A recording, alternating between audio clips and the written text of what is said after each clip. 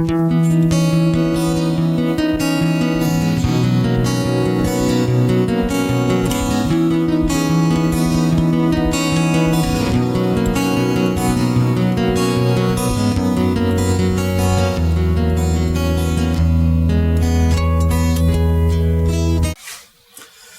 pues, ¿cómo están? Muy buenos días. Aquí estamos otra vez viendo lo que el Señor tiene para nosotros en esta mañana. Hoy es un día especial. Hoy tenemos, pues, la celebración. Estamos recordando que el Señor resucitó. Y pues esa es la base de todo, como estaba diciendo la esposa hace un momentito. Pues si nosotros no creyéramos que el Señor resucitó, pues entonces ¿en qué creemos? Si el Señor no hubiera resucitado, pues entonces ¿en qué creemos? Todo lo que creemos tiene su cumplimiento, tiene su base, su prueba, su ancla fuerte en este hecho, que el Señor Jesús resucitó. Y bendito Dios, porque así fue. Y vamos a leer lo que tiene la palabra en el Evangelio de Juan, capítulo 20.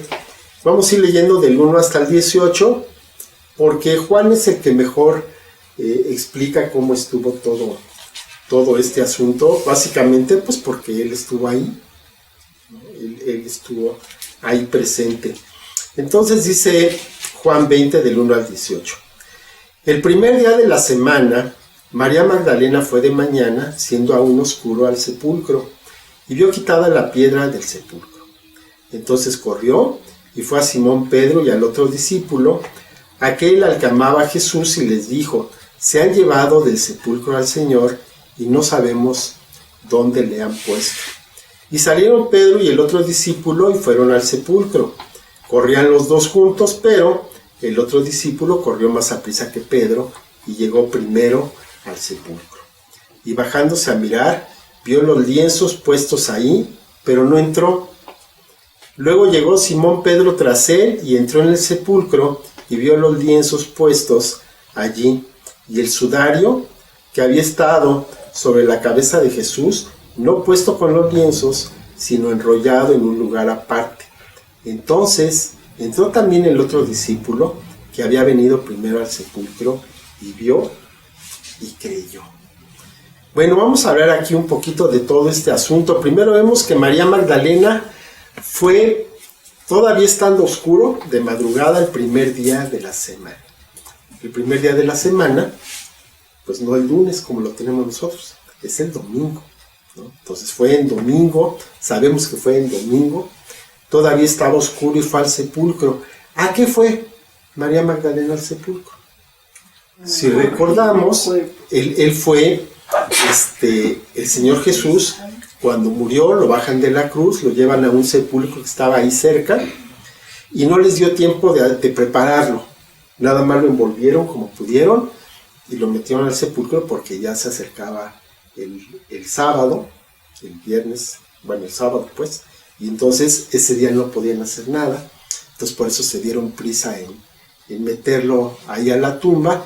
Y entonces María, ya que pasó el sábado, se fue el domingo para poder hacer la preparación del cuerpo del Señor, para que fuera debidamente, pues no tanto como embalsamado, porque el embalsamamiento indica que tienen que remover los órganos internos, y ellos no hacían todo eso, nada más lo limpiaban y le ponían ahí una buena cantidad de hierbas aromáticas y perfumes y todo esto, ¿no? Era la forma en que lo preparaban.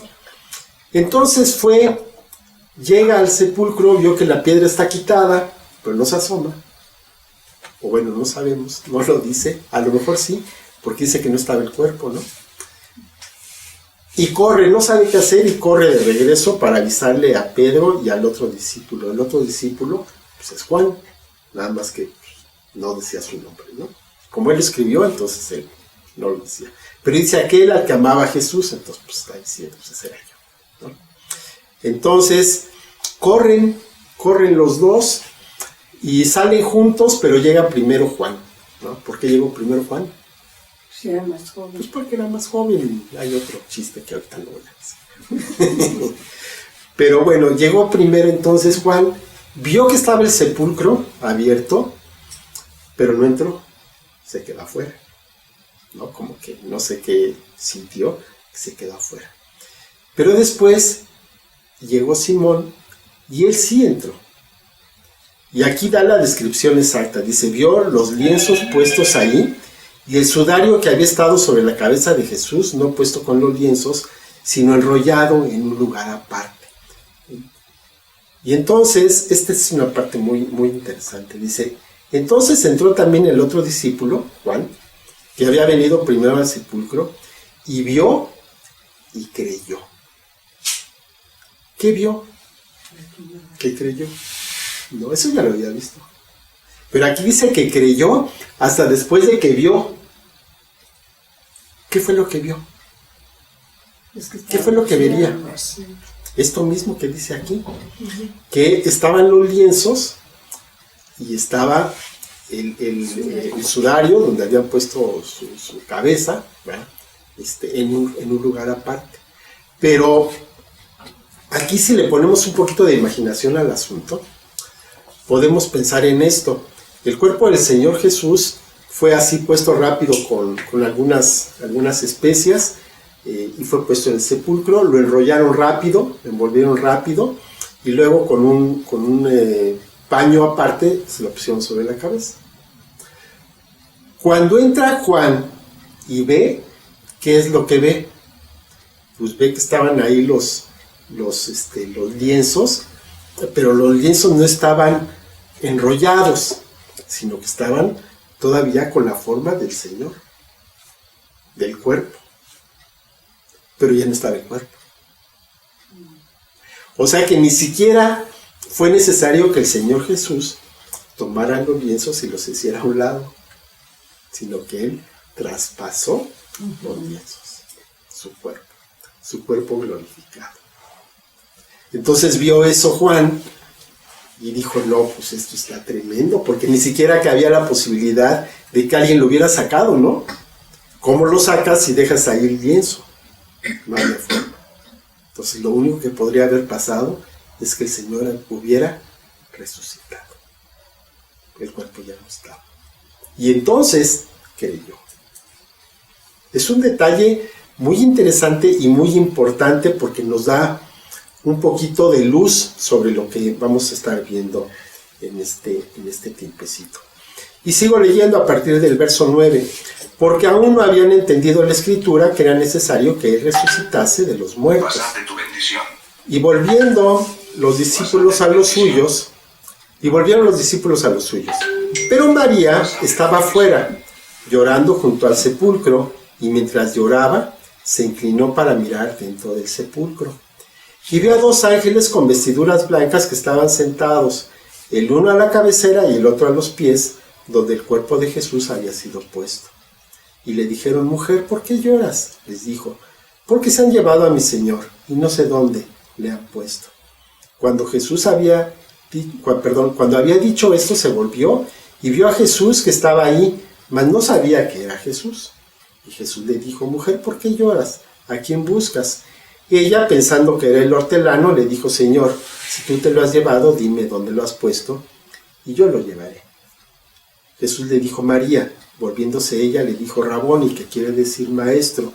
Jesús le dijo, no me toques, porque aún no he subido a mi Padre, mas ve a mis hermanos y diles, subo a mi Padre y a su Padre, a mi Dios y a su Dios. Fue entonces María Magdalena para dar las nuevas de que había visto al Señor y que Él le había dicho estas cosas. Entonces, ¿quién fue la primera persona que vio al Señor Jesús resucitado? A María. No fue a uno de sus discípulos, no fue a uno de sus apóstoles, sino a María. Y la llamó por nombre. Y en el momento en que la llamó, en ese momento lo reconoció, porque no lo había reconocido. Entonces, aquí pues vemos algo bien importante y muy interesante, que cuántas veces nosotros podemos estar viendo a Jesús y no lo reconocemos. Lo escuchamos, sabemos de Él. Nosotros conocemos del Señor Jesús desde niños, pero no lo conocíamos. ¿En qué momento empiezas a creer en Él? ¿En qué momento te das cuenta que es real? Igual que María, cuando te llama por tu nombre. En ese momento lo reconoces, en ese momento dices, no, pues este sí es Dios, este momento sí es real, hasta ese momento, porque antes no lo conoces. Como decía Job, pues de oídas te había oído, pero ahora mis ojos te ven. En el momento en que el Señor Jesús te llama por tu nombre, en ese momento te das cuenta que ese Dios del cual habías escuchado tantas veces es real y que te conoce. Y eso es lo más importante. María cuando ve al Señor Jesús, pues no lo ve en la misma condición en que fue sepultado. ¿Cómo estaba cuando lo sepultaron? Pues estaba totalmente destrozado. Pero cuando lo ve, ya no está así. Ya tiene su cuerpo completo, restaurado, sano, como si no hubiera pasado nada. Como si no hubiera pasado nada. Ese cuerpo mutilado, ese cuerpo deshecho de nuestro Señor, fue reconstruido, fue hecho de nuevo, de nueva cuenta. No fue remendado, sino que fue hecho de nuevo. El Señor Jesús tenía un cuerpo nuevo. Después de que le pusieron en su cuerpo mortal, después de que le pusieron una corona de espinos, después de que lo flagelaron, después de que estaba totalmente deshidratado por el mismo sangrado, después de que lo clavaron en pies y manos, después de que estuvo en esa cruz, que la muerte en la cruz era una muerte por asfixia, una muerte muy larga, muy larga, porque el mismo condenado podía levantarse sobre sus pies y entonces podía alargar el sufrimiento sin quererlo, ¿no? Estaba con el cuerpo colgado, entonces en esa posición una persona se asfixia, pero por el mismo instinto se levantaba, se apoyaba sobre sus pies, se levantaba para respirar y entonces hacía más larga la agonía. Inconscientemente el mismo condenado hacía más larga su agonía. Al final el Señor Jesús muere de una insuficiencia cardíaca. Literalmente su corazón se revienta.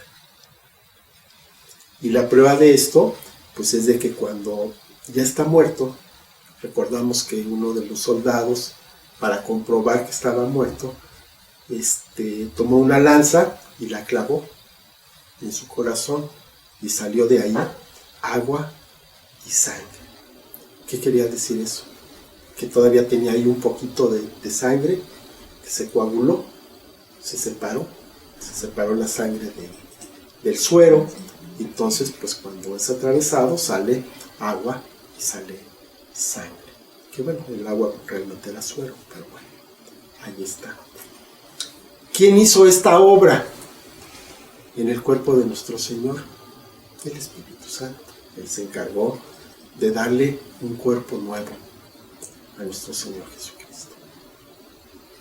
Pero bendito Dios, porque el cuerpo no se quedó en esa cruz. El cuerpo ni siquiera se quedó en el sepulcro, porque resucitó.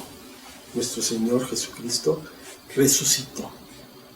Hecho muy importante, muy importante para nosotros, pero también muy importante para Dios. Cuando nos ponemos a ver un poquito los detalles, nos damos cuenta de cosas que son importantes. Vemos cuáles son las prioridades o los puntos que para Dios son más importantes, que no siempre son los de nosotros. Por ejemplo, nosotros celebramos siempre los cumpleaños, ¿no? Siempre, de alguna manera o de otra. Celebramos, recordamos y ahí llevamos la cuenta de los años con nuestro cumpleaños. Y entonces le queremos poner una fecha a nuestro Señor Jesús para celebrar su cumpleaños. Y decimos que pues es el 25 de diciembre. ¿De dónde salió eso? En ningún lado se habla acerca de la fecha. En ningún lado se habla acerca de la fecha. Y no hay forma además de poderla conocer. Se puede pensar que no fue en invierno, porque en invierno hace mucho frío y había pastores en el campo. Entonces no fue en invierno, fue en otra época. Entonces tenemos primavera, verano y otoño para escoger, pero en invierno no fue. Y lo ponemos al comienzo del invierno, ¿no? Pero no fue esa fecha, no fue por ahí. Pero en cambio, el Señor sí se encarga de darnos la fecha exacta, más o menos, la podemos calcular, de la muerte de nuestro Señor Jesucristo y por lo tanto de la resurrección. Eso sí está perfectamente establecido. Está establecido 500 años antes. Ya estaba la fecha. En el libro de Daniel, no nos vamos ahorita a hacer el estudio, ni mucho menos. Pero en el libro de Daniel hay una profecía que se le llama la profecía de las 70 semanas.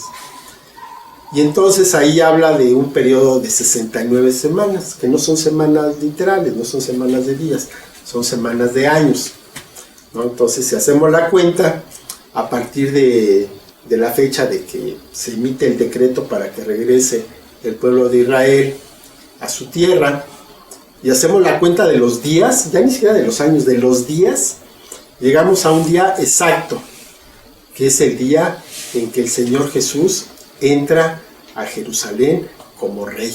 Se le conoce en la profecía de Daniel como el día del Mesías Rey.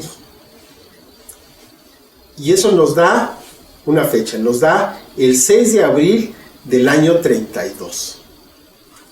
Si alguien lo quiere checar, hay un libro que se llama Evidencia, que exige un veredicto de Josh McDowell, y ahí está todo, están todos los cálculos en la página 174.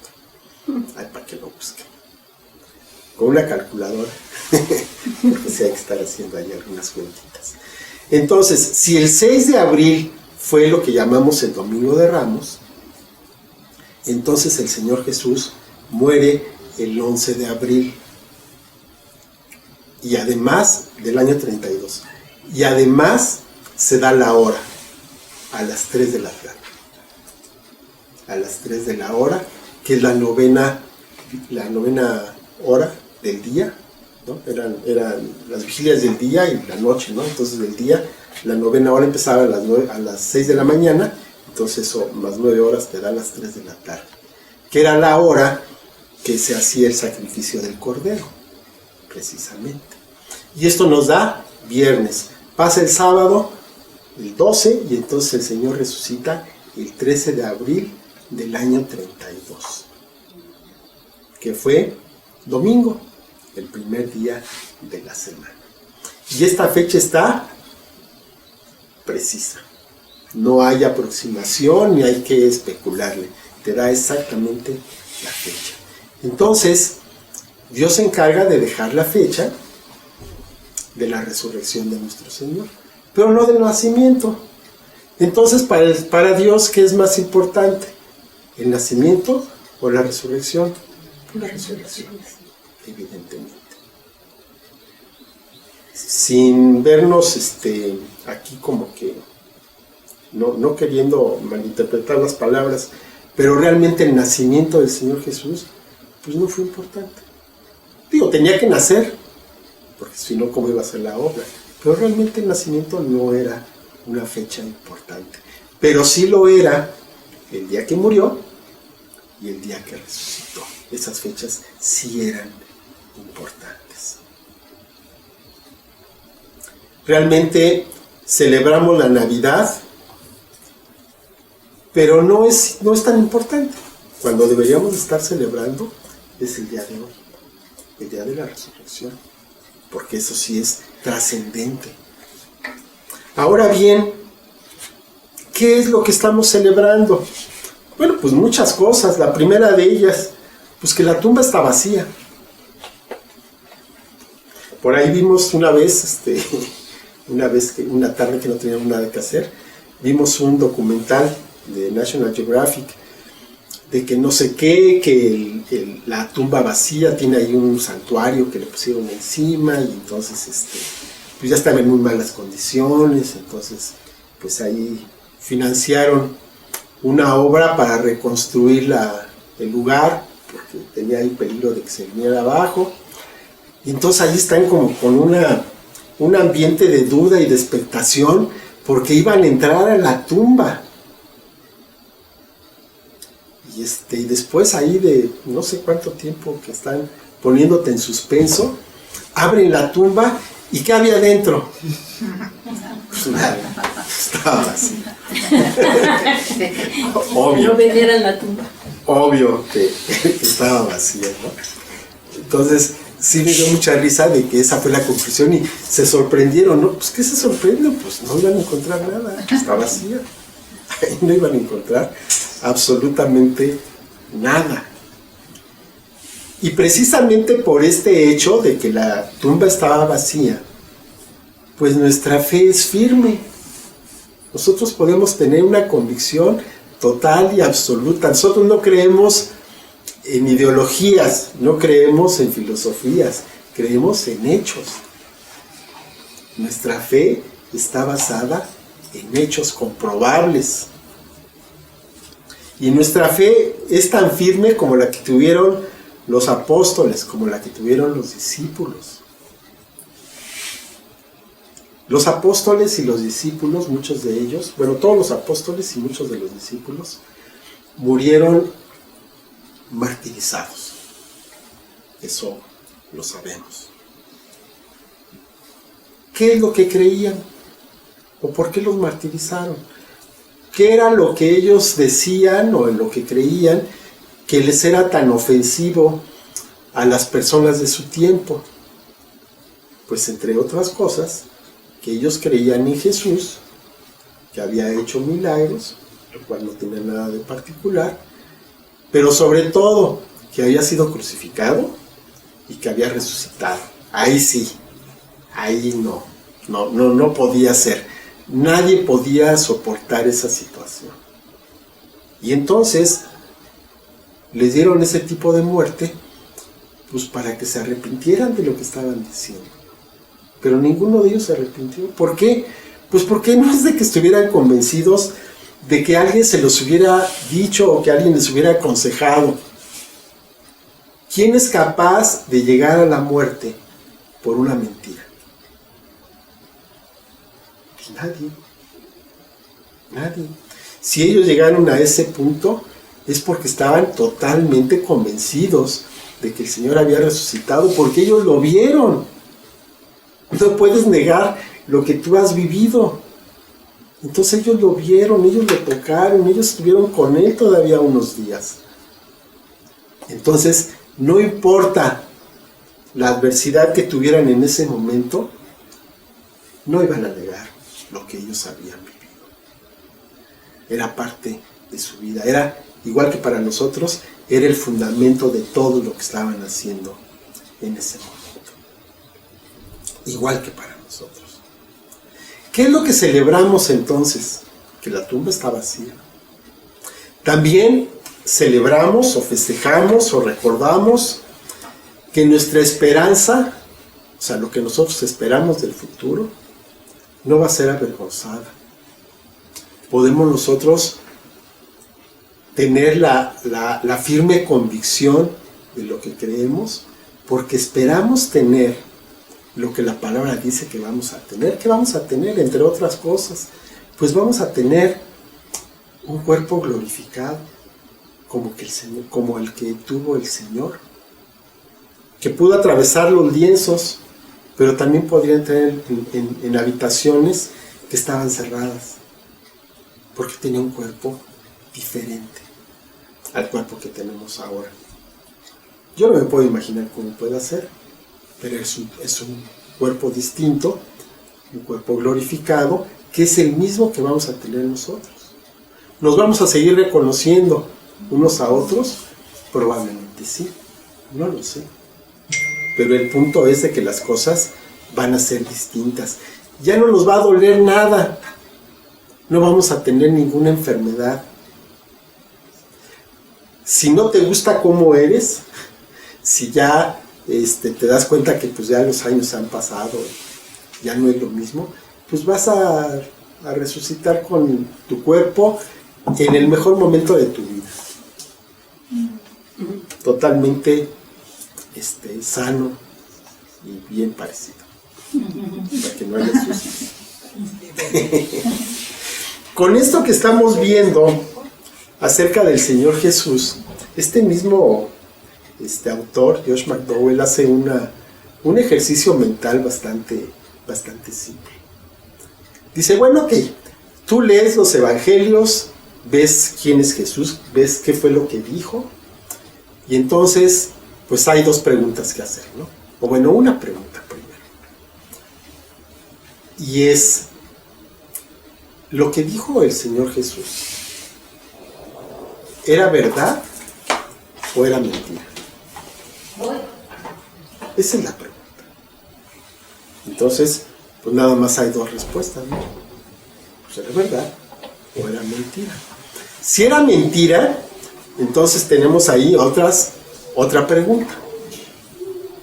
Y la pregunta es, ¿el Señor Jesús sabía que era mentira lo que estaba diciendo o no sabía que era una mentira? Entonces, otra vez, dos posibles respuestas. Entonces, si el Señor sí sabía que era una mentira, no, pues entonces nos está viendo la cara a todos, ¿no? La persona más falsa y el engañador más grande de la historia. Lo que no corresponde con las palabras que decía. Pero entonces, si él sabía que lo que decía era una mentira. Y está la otra, él no sabía que era una mentira. Uy, no, pues entonces está peor. Está peor. ¿Por qué? Pues entonces era muy tonto. Porque él se inventó una mentira y murió por esa mentira. Peor todavía. Lo que, por supuesto, tampoco encaja con todas sus palabras. Entonces nada más me queda la otra respuesta posible. Entonces Jesús sí decía la verdad. Y si Jesús decía la verdad, entonces es Dios. Y entonces es Señor. Y entonces lo debemos adorar. No hay más. No hay ninguna otra posibilidad. Aquello que dicen de que no, bueno, era un profeta y no cabe. No cabe. O es o no es. En fin, que ahí tenemos una pregunta que responder entonces para nosotros. ¿Creemos que Jesús es Dios o no creemos que Jesús es Dios? Ahí están todos los argumentos, ahí está todo el asunto. Si alguien tiene la oportunidad de conseguir el libro y leerlo, no es un libro fácil, porque es un estudio, es un libro this big, y es estudio, o sea, no tiene ni dibujitos, está bien pesado para leerlo, ¿no? Evidencia que exige un veredicto de Josh McDowell. ¿Qué otra cosa podemos celebrar o qué otra cosa tenemos entonces como cierta? Pues que tenemos vida eterna.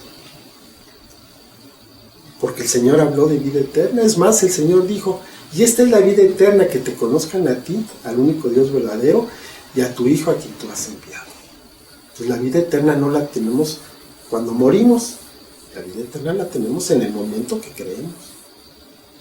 Y es cierto, es algo que nosotros podemos ver y es algo que nosotros hemos comprobado. Tenemos entonces también una esperanza en una vida futura.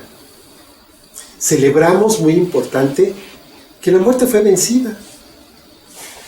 La muerte ya no tiene potestad. Cierto, vamos a morir, pues eso es un hecho. pero no nos vamos a quedar ahí para siempre. Qué triste, mucha gente ahorita, cada vez más, mucha gente piensa que cuando se mueran, ¡pum!, se acabó todo. Pues por eso viven como viven, ¿no? ¿Por qué? Pues porque si tú piensas que se va a acabar todo cuando te mueras, pues sí, realmente, pues entonces hay que darle, ¿no? Hay que aprovechar hasta el último momento. Pero si creemos que tenemos una vida eterna, entonces las cosas son muy diferentes. Si creemos que la muerte ya fue vencida, entonces la muerte ya no tiene efecto sobre nosotros. Ya no nos asusta, ya no nos da miedo morir. Hace un tiempo, cuando estábamos en plena pandemia, pues empezábamos a ver que la gente se empezaba a morir, gente cercana. Y pues en algún momento, pues lo piensas, ¿no? Bueno, ¿y si me muero? ¿Qué pasa con eso? Y la verdad, yo no tenía miedo. Dije, pues bueno, pues si me enfermo, me muero. Y ya, se acabó. Pero no es el temor, la angustia de que no quiero ni salir de mi casa porque no me vaya a enfermar. No, pues con cuidado, haciendo tus protocolos de seguridad, pero tampoco era una cosa terrible. Que la promesa de la resurrección se va a cumplir en los hijos de Dios. ¿Vamos a resucitar nosotros? Sí. Porque si el Señor resucitó, vamos a resucitar nosotros. Definitivamente. Vamos a tener también un cuerpo glorificado. Por lo tanto, también tenemos la redención de nuestros pecados. Nuestros pecados ya fueron pagados en la cruz. El enemigo también fue exhibido públicamente y él sí fue avergonzado. Cuando él pensó que había ganado, cuando dijo, ya matamos a este, no, pues ese fue el día de su derrota. No se le esperaba. El acta de decretos que estaba en contra nuestra fue clavada en la cruz. Y por lo tanto, ninguna condenación hay para nosotros. ¿Qué otra cosa celebramos? Y esto es bien importante, que el Señor Jesús va a regresar. Porque Él dijo que iba a regresar. Y vamos a ser arrebatados. De esto habla la palabra, habla Pablo acerca de esto. Dice primera de Tesalonicenses 4, del 15 al 17. Por lo cual les decimos esto en palabra del Señor, que nosotros que vivimos, que habremos quedado hasta la venida del Señor, no precederemos a los que durmieron. Porque el Señor mismo, con voz de mando, con voz de arcángel y con trompeta de Dios, descenderá del cielo, y los muertos en Cristo resucitarán primero. Luego nosotros los que vivimos, los que hayamos quedado, seremos arrebatados juntamente con ellos en las nubes, para recibir al Señor en el aire, y así estaremos siempre con el Señor. Está padrísimo. O sea, un día de repente me ves, y ¡pum!, al siguiente ya no me ves, porque ya me fui. Bendito Dios. Y eso lo tenemos firme, es una promesa firme para todos los que hemos decidido aceptar el sacrificio de nuestro Señor Jesús. ¿Cuándo va a ser eso? El Señor dice en Mateo 24:36, pero del día y la hora nadie sabe, ni aun los ángeles de los cielos, sino solo mi Padre. Y entonces, ¿qué tenemos que hacer? Pues estar preparados, sin temor, confiando, haciendo lo que tenemos que hacer. Cuando el Señor venga, que nos encuentre haciendo la tarea, que no nos encuentre ociosos, que no nos encuentre haciendo lo que no debemos, sino que nos encuentre ocupados en sus cosas, haciendo lo que Él nos ha encomendado hacer. Tenemos fe de que hemos sido reconciliados con el Señor, con el Dios, con el Padre, por la muerte del Señor Jesucristo en la cruz. Tenemos fe y tenemos confianza en esto. Pero tenemos esperanza en la resurrección. Tenemos fe en que somos salvos, pero tenemos esperanza en que seremos resucitados. Y como dice el canto, porque vive Él, puedo vivir el mañana. Tenemos una fe firme. Tenemos lo que nadie más te puede ofrecer una vida eterna, un cuerpo nuevo, perdón de tus pecados, reconciliación con Dios. ¿Qué más podemos pedir? Una vida abundante, su bendición todos los días. Y todo esto, ¿cómo comprobamos que es real y que es firme? Porque el Señor vive, porque la tumba está vacía. Vamos a orar. Padre Santo y bendito, te doy muchas gracias, Señor, porque podemos confiar plenamente, Señor, porque nuestra fe no está basada en un discurso, ni está basada, Señor, en unas palabras, sino está basada en realidades. Está basada, Señor, en que esa tumba está vacía como prueba de que nuestro Señor murió en la cruz y después resucitó. Porque tenemos la firme promesa de que nosotros también vamos a resucitar.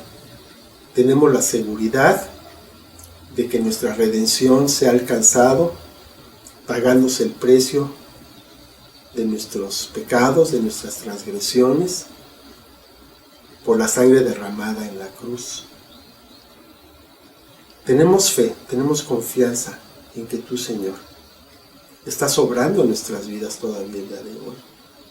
Tenemos, Señor, esa seguridad que tú has puesto en nuestros corazones por tu Santo Espíritu, que nos convence de que somos hijos de Dios. Te doy muchas gracias, Señor, porque tú nos has escogido y porque, Señor, tú has depositado en nosotros hasta la medida de fe necesaria para que pudiéramos entrar a tu reino, para que fuéramos trasladados del reino de las tinieblas al reino de la luz, donde te encuentras tú, Señor. Te doy muchas gracias, Padre, porque nos permites vivir en una vida buena y abundante. Te doy muchas gracias, porque esa tumba sigue vacía. Te damos gracias en el nombre de nuestro Señor Jesucristo. Amén. Bueno, pues muchas gracias por ver este mensaje. Muchas gracias a Dios, que nos da testimonio, nos deja testimonio de su grande amor por nosotros. Hasta luego. Nos vemos la próxima semana. Bendiciones.